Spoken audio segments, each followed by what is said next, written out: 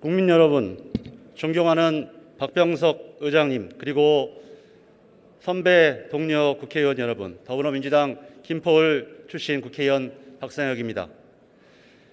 저는 정치를 시작하기 전 김근태 의장님 그리고 임채정 국회의장님을 모시고 보좌진으로 일을 했습니다. 두 분과 함께 일하면서 역사에 대한 투철한 의식이 정치에게 얼마나 중요한가를 배우며 활동을 시작했습니다.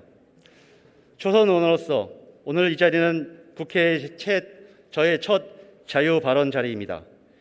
이 자리에서 과거에 있었던 몇 가지 일을 소개하며 권력기관 개혁이란 대장정의 길에서 지금 우리가 어디에 서 있는지를 확인하고 모두 다 함께 역사의 대의에 동참할 것을 간곡히 촉구하려고 이 자리에 섰습니다.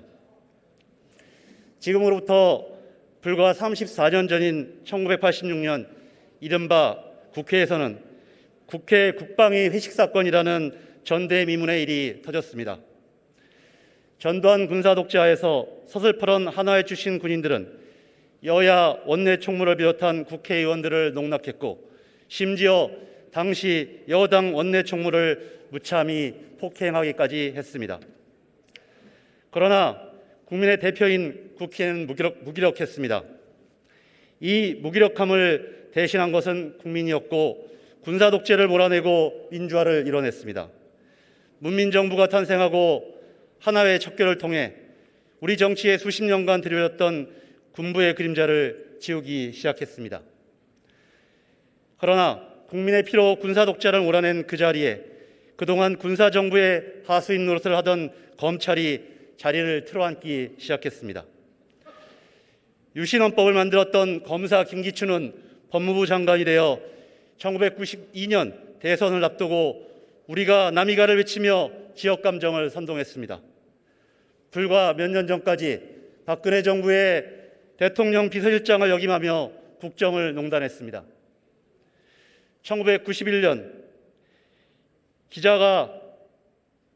기자에게 양주를 강권하던 검사는 이를 거부하자 맥주병으로 기자의 정수리를 가격했습니다. 처벌은커녕 후에 박근혜 정부의 민정수석에 오르는 일도 있었습니다. 검사들은 검사 동일체와 자신들만이 가지고 있는 수사와 기소라는 무기로 자신들의 권력을 강화해 나간 것입니다.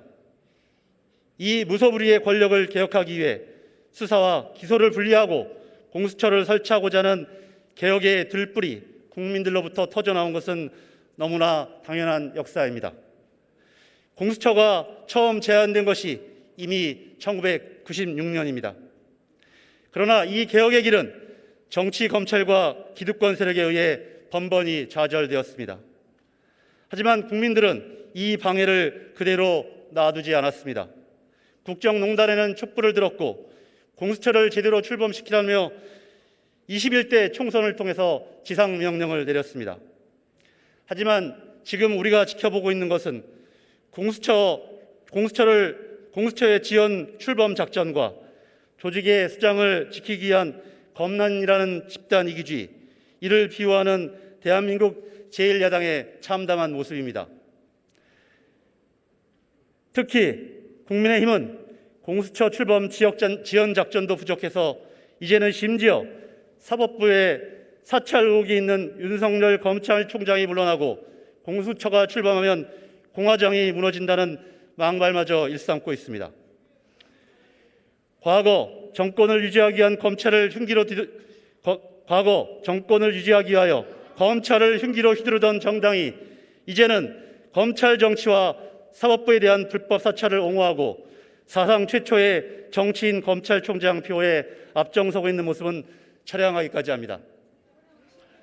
국민의힘당 의원님들에게 묻습니다. 이런 기호가 윤석열 검찰총장을 대선 후보로 꽃감아 태우기 위한 사전 작업입니까? 만약 그렇다면 당당하게 영입 제의를 것이 공당의 모습일 것입니다. 아니라면 함께 힘을 모아 국민의 자유와 권리를 지키는 검찰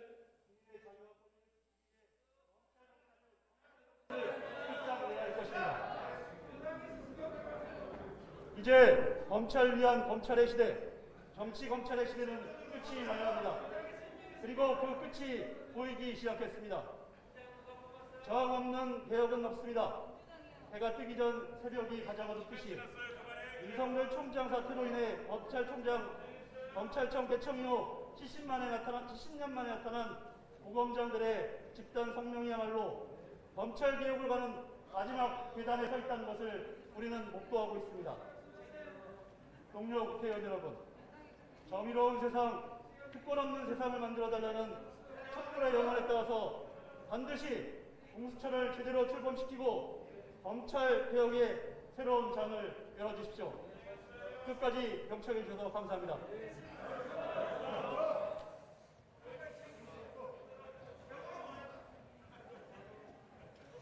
예, 박상혁 의원 수고하셨습니다.